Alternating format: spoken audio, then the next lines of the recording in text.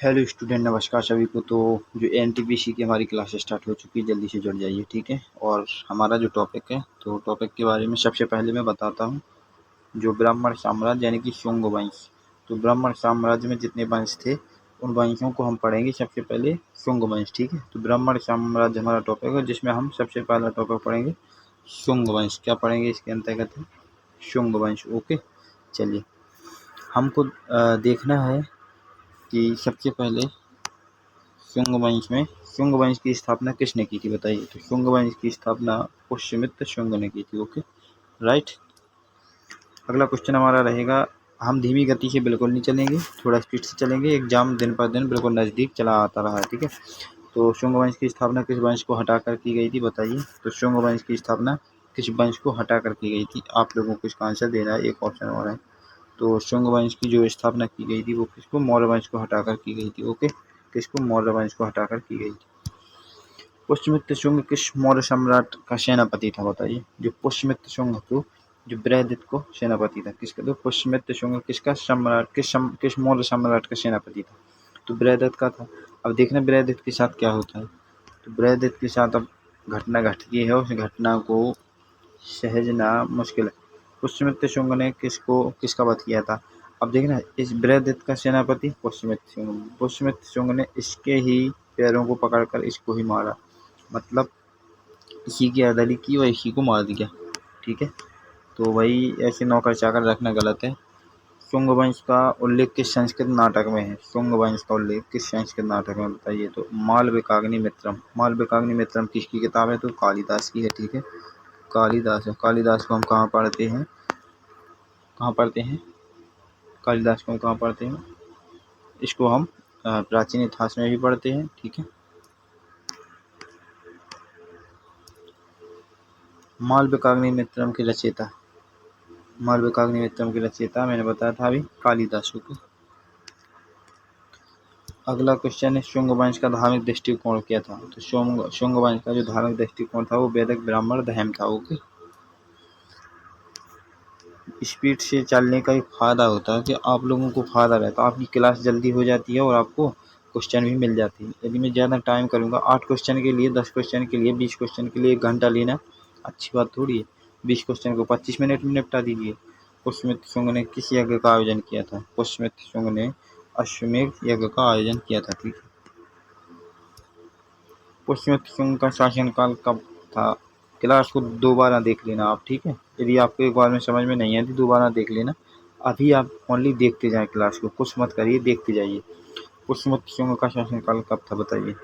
तो इनका शासनकाल 185 ईसा पूर्व से लेकर के 149 ईसा पूर्व तक, ठीक है।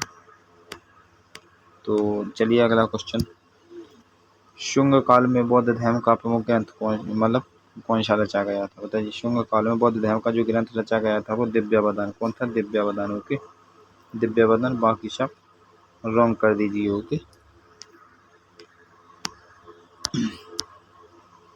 दिव्यावदान के अनुसार पुष्यमित्र शुंग ने किस पर आक्रमण किया था? तो इन्होंने बौद्ध विहारों पर आक्रमण किया था। किसने? पुष्यमित्र शुंग ने। ओके, और दिव्यावदान किताब में ऐसा लिखा है कि पुष्यमित्र शुंग ने बौद्ध विहारों पर आक्रमण किया था।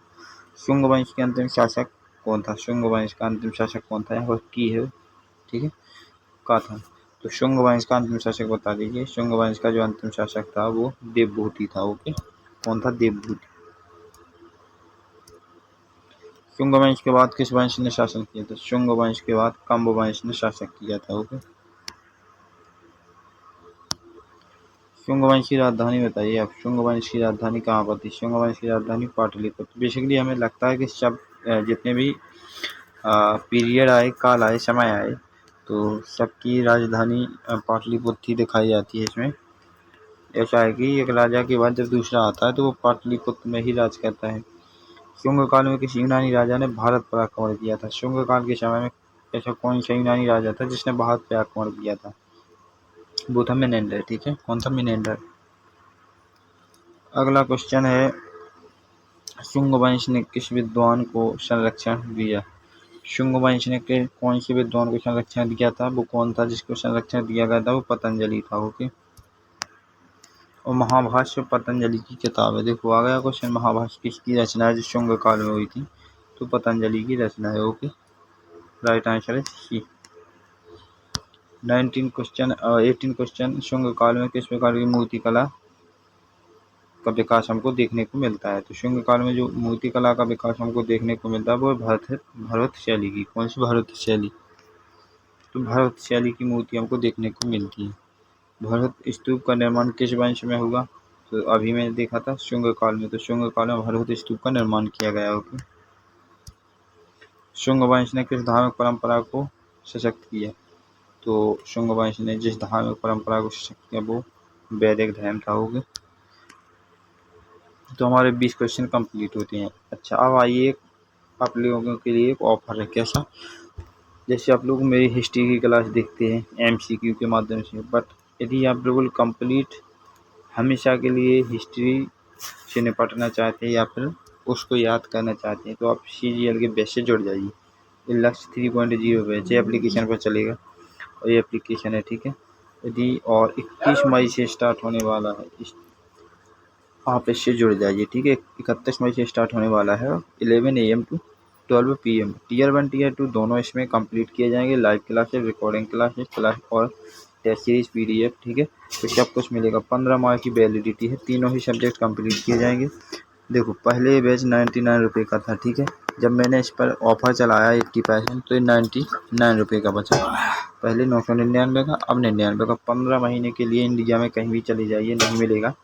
और एक कॉन्टैक्ट नंबर है, व्हाट्सएप नंबर, इस पर आप मैसेज कर, तो आप इससे जुड़ जाइए। आज इसको ज्वाइन कर लीजिए, ठीक है। कूपन कोड क्या लगाना है, डिस्काउंट कूपन कोड लगाना आपको MC098। इस पर आपको कितना मिलेगा, 80%, 80% डिस्काउंट, और ये बैच पड़ जाएगा 99 रुपये का, ठीक है। तो सभी को शेयर कर दीजिए जो विद्यार्थी लेना चाहते हैं CGL के लिए, जो मेहनत करना चाहते हैं, CGL निकालना चाहते हैं, कंप्लीट हिस्ट्री चाहते हैं, ठीक है। तो जल्दी से जल्दी अपने ग्रुप में और अपने फैमिली और दोस्तों हर जगह इसको शेयर कर दीजिए। तो आज के लिए बस इतना ही। थैंक्स दोस्तों, और मिलते हैं कल।